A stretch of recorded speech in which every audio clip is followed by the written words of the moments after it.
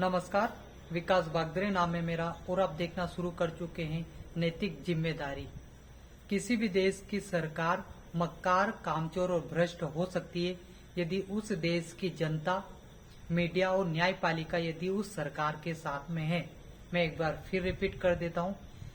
किसी भी देश की सरकार मक्कार, कामचोर और भ्रष्ट हो सकती है यदि उस देश की जनता, मीडिया और न्यायपालिका यदि उस सरकार के साथ में है।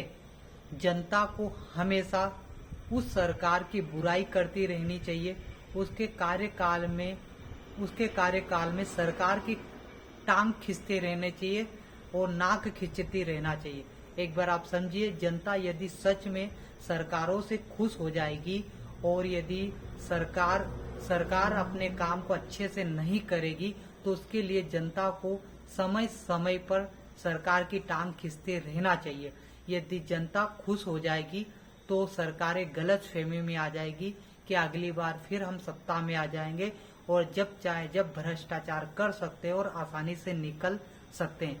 तो जनता को हमेशा सरकार को डर बनाए रखना चाहिए और अपने आने वाले भविष्य के बारे में सोचना चाहिए। सरकारें कितने ही अच्छे काम करे, चाहे योजनाएं ला दे, कितने ही अच्छी योजनाएं ला दे, सरकार को हमेशा नाक में दम ला देना चाहिए जनता ने।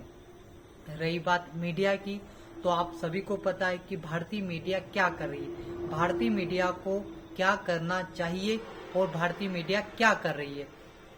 भारतीय मीडिया लगी हुई है सचिन सीमा की लव स्टोरी में। आप एक बार समझिए, भारतीय मीडिया लगी हुई है सचिन सीमा के लव स्टोरी में, जबकि मणिपुर जल रहा है। इंसानियत शर्मसार हो चुकी है, इंसानियत मर चुकी है और मीडिया कवर कर रहा है सचिन सीमा के प्यार को। अब बताइए मीडिया किस लेवल तक का गिर चुका है। दूसरी बात, न्यायपालिका, यदि जनता की बात पुलिस नहीं सुनेगी, सरकार नहीं सुनेगी या प्रतिनिधि नहीं सुनेगी तो जनता की बात सुनेगी न्यायपालिका। न्यायपालिका सुनेगी, न्यायपालिका उनको बताएगी कि जनता के क्या मौलिक अधिकार है और उन मौलिक अधिकारों का यदि हनन होता है तो सुप्रीम कोर्ट उनके मौलिक अधिकारों की रक्षा के लिए उस सरकार को गिरा सकती है, उस सरकार सत्ता से बाहर कर सकती है।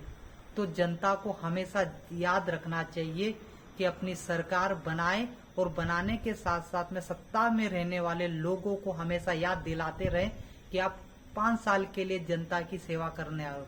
यदि सरकारों को गलतफहमी हो जाएगी कि हम तो 5 साल, 10 साल, 15 साल के लिए सत्ता करेंगे तो आपके साथ भ्रष्टाचार होगा ही होगा, आपके साथ गलत होगा ही होगा। तो सरकारों को हमेशा बताते रहे कि आप सिर्फ और सिर्फ 5 साल के लिए, अगले बार और कोई आएगा।